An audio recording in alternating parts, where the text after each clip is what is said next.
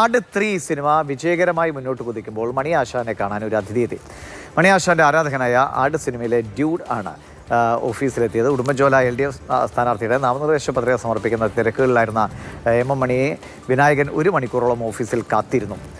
അദ്ദേഹത്തെ കാണാനാണ് തിരക്കുകൾക്കിടയിലും നടൻ വിനായകൻ നെടുങ്കണ്ടത്ത് എത്തിയത്.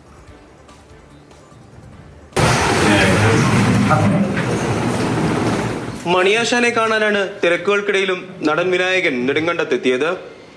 MLA ഓഫീസിലെത്തി ഇരുവരും സൗഹൃദം പങ്കുവച്ചു. മോഹൻലാലിനെയും മമ്മൂട്ടിയും ഇഷ്ടമാണെന്ന് മണിയാശാൻ, എന്നെയും ഇഷ്ടപ്പെടണമെന്ന മറുപടിയുമായി വിനായകൻ.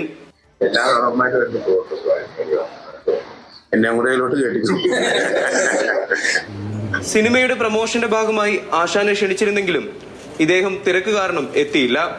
ഇതിനാലാണ് നേരിട്ട് കാണുവാൻ എത്തിയതെന്നും നടൻ വിനായകൻ പറഞ്ഞു. കൂടി വരാന്ന് പറഞ്ഞ പുള്ളി പ്രൊമോഷന്റെ ഭാഗമായിട്ട് വരാൻ പറ്റില്ല.